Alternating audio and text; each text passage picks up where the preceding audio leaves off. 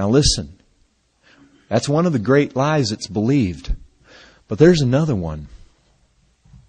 Have you guys ever, I can remember as a young Christian, I can remember as I was reading through my Old Testament. I was raised in a Catholic home. I was not exposed to the truth of the Word. And so when I was first saved, I didn't have a church. I was listening to John MacArthur on the radio, and I didn't have anybody mentoring me. I wasn't hooked in somewhere. As I'm reading through my Bible for the first time, this stuff is new.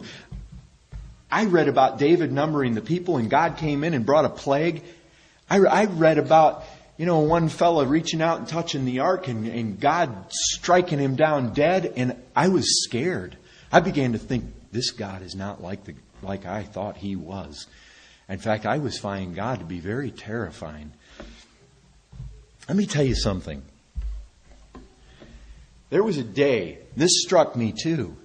As a young Christian, there was a day when a prophet, you guys know about this, Isaiah chapter 6, a prophet, very famous prophet, probably the most famous one of all, aside from Jesus Christ, at least Old Testament prophet, Isaiah.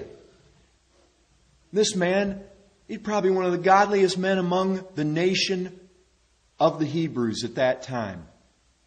He comes in to the temple and he beholds the Lord high and lifted up. And I'm telling you, this guy, he saw this. You can be sure he went right to his knees. He probably covered up. The glory of the Lord, the train of His robe filled that temple, and the doorpost shook, and you got seraphim, and they're shouting back and forth antiphonally, holy, holy, holy, and the place is just in smoke and shaking, and he's saying, woe is me. You know what? You know what he was not doing right at that moment? He was not thinking about the young lady he passed on the way to the temple. He was not lusting over her. He was not thinking about going home and fighting with his wife. You know why? Because when you're confronted by the glory of the Lord, I'll tell you this, one of the lies you buy into when you sin is you buy into the lie that God is not what He is like. You forget who God is. You buy a lie that He is somewhat knocked down, subordinate, substandard, sub-biblical to what He really is in the Scriptures. You know why? It was not just, you know what? He sees this, and the thought in his mind right now is not go gossip and backstab somebody and be bitter over somebody. Because when you see God for who He is, that has a way of burning through all the falsehoods. You see, one of the problems, folks, we buy into a small God. That is a lie we buy into when we sin.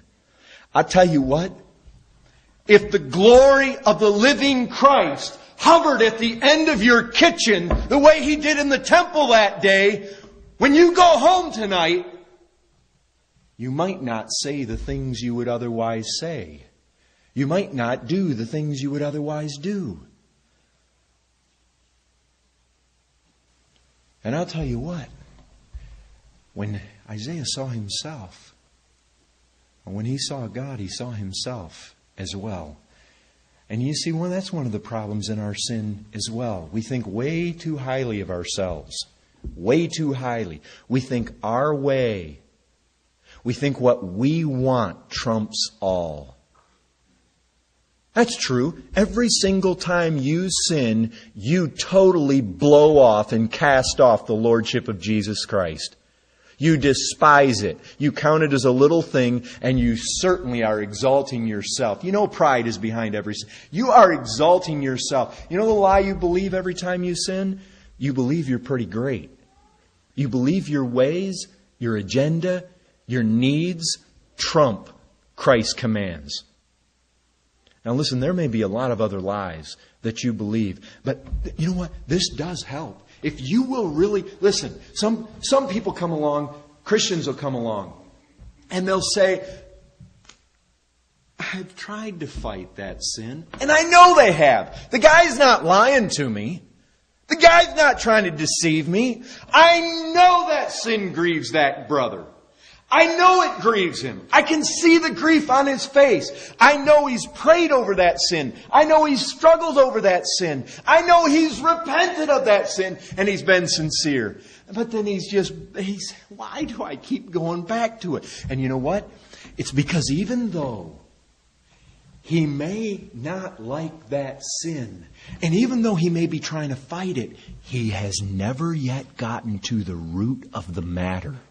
He has never really gone after the lie that he believes every time he commits that sin. It will really help you. It'll help me. It'll help us if we come to grips with identify the sin and then figure out what am I believing every time I give in to that? Because there is a thought process. We don't sin in a vacuum. There is thinking. We weigh things out. We do things. There's a perception. We size things up. We look at things from a standpoint of what is desirable. Remember, desires are in this thing, folks. We have to figure out, how is it that those desires, how is it that sin is deceiving me? What lie am I buying into? And I'll tell you this, once you identify the lie, how do you battle sin? How do you battle corrupt desires? I'll tell you, if they're both deceitful, your weapon to kill these things is truth. If lies and deception are at the root, truth. You've got to come to the place where you have a handle, you have a grip on what is true.